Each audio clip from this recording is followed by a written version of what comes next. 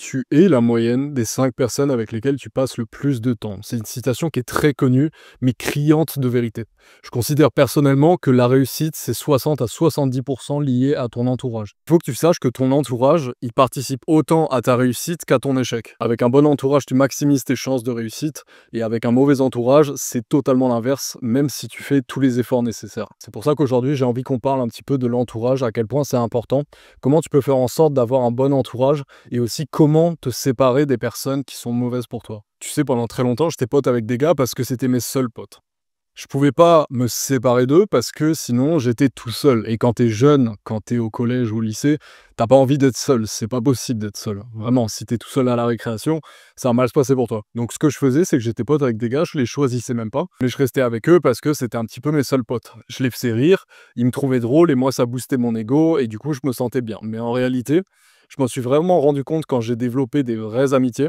Les potes que j'avais avant, quand j'étais vraiment jeune, c'était pas du tout des amis. Et en fait, ça, tu t'en rends compte une fois que tu te fais des vrais amis. Tu te rends compte que les gens que tu considérais tes amis à l'époque sont pas du tout des amis. Tu te rends compte que c'était vraiment des mauvaises personnes qui étaient pas du tout là pour ton bien et qui te tiraient vers le bas. Mais personnellement, j'avais du mal pendant des années jusqu'à ce que j'atteigne peut-être les 18 ans, ouais, 18-19 ans à l'époque.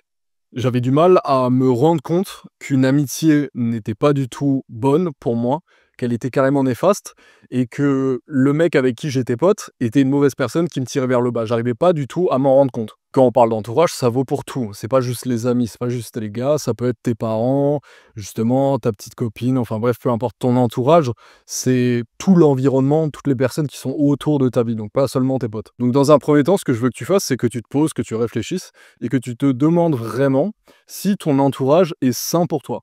Est-ce que les personnes qui t'entourent, ça peut être ta copine, tes parents, tes amis, enfin bref, peu importe, qu'est-ce qui t'apporte? Tu peux même le noter, carrément, ça te permettra de mieux visualiser la chose.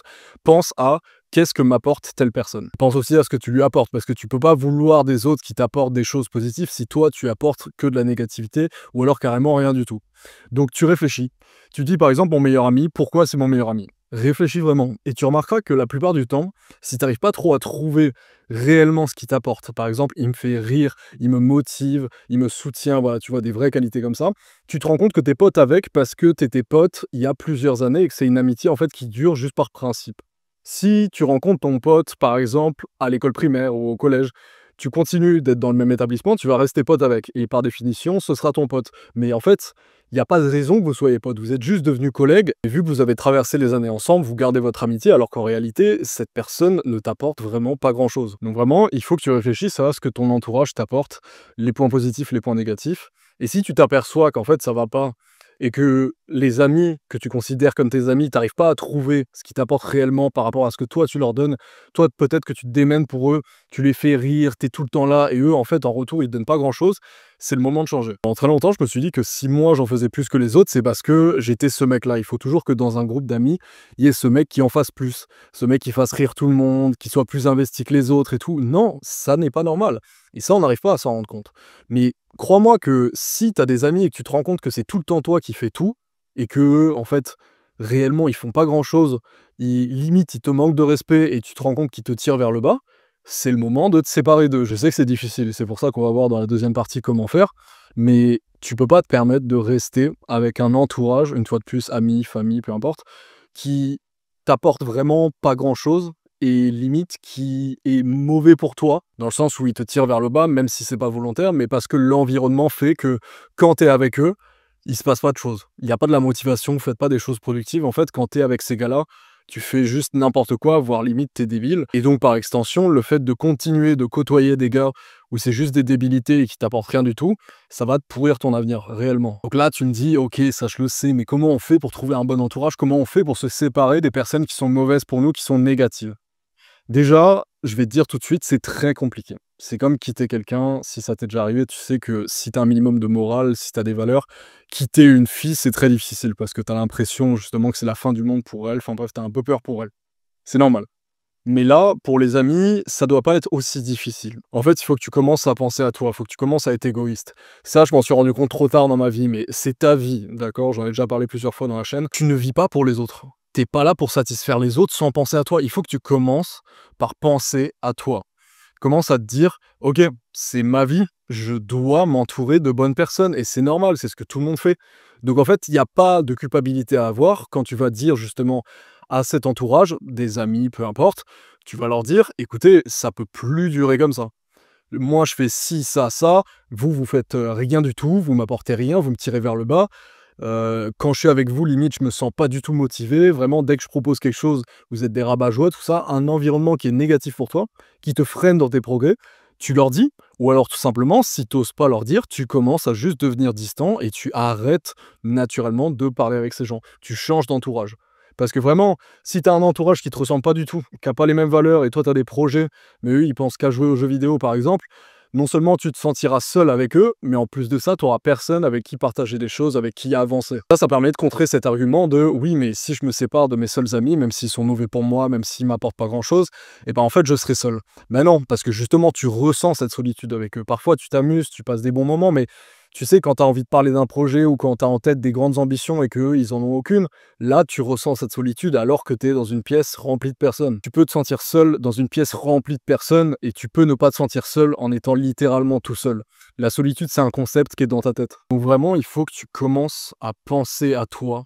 Tu peux en discuter avec ton entourage, même si tu as des parents, et ça c'est vraiment dommage si tu vis chez tes parents et qui te tirent vers le bas, essaye de faire en sorte d'avoir une indépendance rapidement, mais pour l'instant, c'est vrai que tu peux pas faire grand-chose. Mais dans tous les cas, avant de prendre des grosses décisions, passe par le dialogue. Si c'est tes parents qui te tirent vers le bas, qui disent que ce que tu fais, c'est n'importe quoi, que ça sert à rien, tu leur expliques que c'est ce que tu veux faire, c'est parce que tu es ambitieux. Enfin bref, tu discutes et avec le discours, on peut toujours améliorer les choses. Pareil avec tes amis, tu leur dis: «Écoutez, j'ai l'impression que vous le tirez vers le bas» et voilà. On peut toujours s'en sortir, mais si tu vois qu'en fait, c'est juste leur nature et que tu pourras pas les changer parce que la plupart du temps, on peut pas changer les gens, faut que tu le saches, et ben, en fait, c'est juste le moment de s'en séparer. Et pour trouver des personnes qui te ressemblent, ça peut passer par les réseaux sociaux, comme sur cette chaîne où évidemment on est entre nous, entre gars ambitieux et qui pensent différemment. Mais ça passe aussi par les rencontrer dans les activités que tu fais. Si tu veux des gars de valeur, si tu veux tomber sur des gars de valeur qui te ressemblent, ben c'est simple. Commence à parler avec les gens quand tu vas à la salle. Tu vas sûrement à la salle, tu fais du sport. Ok, dès que tu croises des gens, arrête de rester avec tes écouteurs dans un coin et pas parler. Va discuter. Ou même juste si tu demandes à un gars combien de séries il lui reste, tu discutes, tu fais une blague et après tu le revois et ça devient un pote. En fait, pour trouver des gens qui te ressemblent, pour trouver des bons amis, vraiment un bon entourage, se créer un entourage qui est positif, qui est bon pour toi et pour tes ambitions, c'est simple. On les trouve tout simplement dans les endroits qui sont remplis de valeurs. C'est sûr que si tu as des grands projets de vie, que tu es un gars vraiment très ambitieux, tu vas pas rencontrer vraiment un ami qui aura les mêmes délires que toi en boîte de nuit. Quoique, ça peut arriver, mais c'est très rare, tu vois ce que je veux dire. Il faut vraiment que tu te concentres sur les endroits qui portent des valeurs fortes et des valeurs qui sont importantes pour toi. Et c'est là où tu trouveras les personnes de qualité, que ce soit les femmes de toute façon, ou les hommes, que ce soit des amis, donc ou alors une future copine, ou même, peu importe. Là où il y a des valeurs, il y a des gens de valeur par extension. Donc cette vidéo, c'est vraiment ton signe de commencer à penser à toi. C'est pas une mauvaise chose d'être égoïste, et c'est même pas être égoïste en réalité. Mais juste, tu peux pas permettre de continuer avec un entourage qui est mauvais pour toi, qui tire vers le bas, ou alors juste un entourage qui te sert à rien.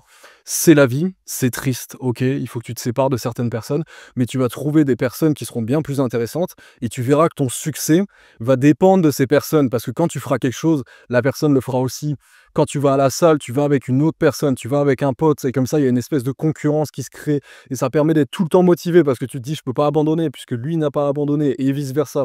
Enfin bref, avoir vraiment un entourage qui a les mêmes délires que toi, c'est de l'or. Et si c'est déjà le cas pour toi, vraiment, il faut que tu te rendes compte de la chance que tu as, parce que c'est vraiment pas le cas pour tout le monde. En tout cas, le meilleur entourage que tu pourras avoir, c'est sur cette chaîne. Évidemment, tu sais que tu es toujours le bienvenu, tu sais qu'il y a des gars comme toi. C'est un plaisir une fois de plus de te faire cette vidéo. Merci à tous pour le soutien. On se retrouve très très vite pour une prochaine vidéo. Je te souhaite une excellente soirée ou une très bonne journée mon ami. Ciao.